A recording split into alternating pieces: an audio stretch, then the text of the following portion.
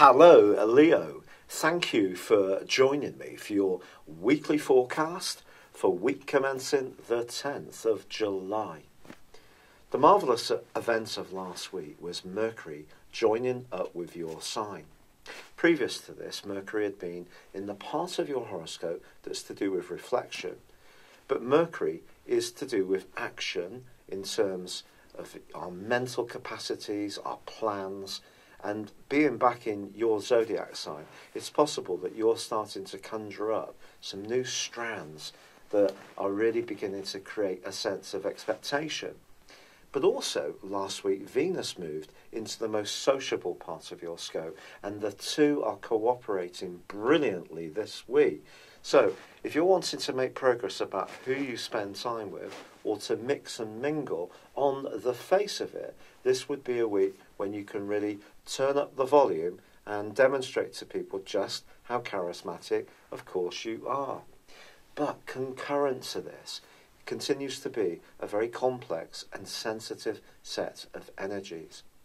The Sun is alongside Mars, and Mars is the planet, obviously, of drive, but of instant gratification, impatience, but they're both in your 12th solar house, where Mercury was located.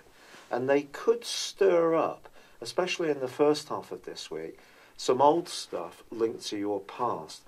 The emotions that I spoke to you about last week are still going to be bubbling away, especially on the back of that very, very raw full moon, which occurred on the last day of last week, but provides a backdrop for the next 2 weeks. Even if you're someone who sees yourself as being very together, maybe you've dealt with past issues and feel very much at peace psychologically with your backstory, it's possible that something could still come up and surprise you this week. And furthermore, both Mars and the Sun are in an obtuse angle to Saturn. Now, Saturn, for the last couple of years or more, of course, has been challenging you about your talents, your creativity, your love life, and even if you have them, how you marshal your children's talents and resources.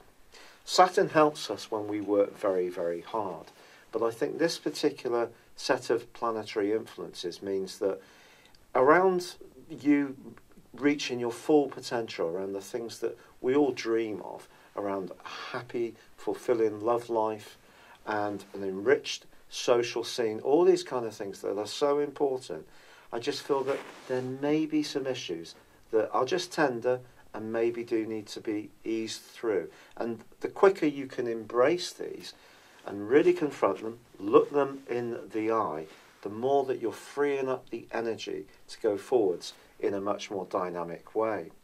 But there's no doubting that if you are in a good place, the angle between Mercury and Venus is very helpful. So your guiding principle, if that's your situation, is just sincerity.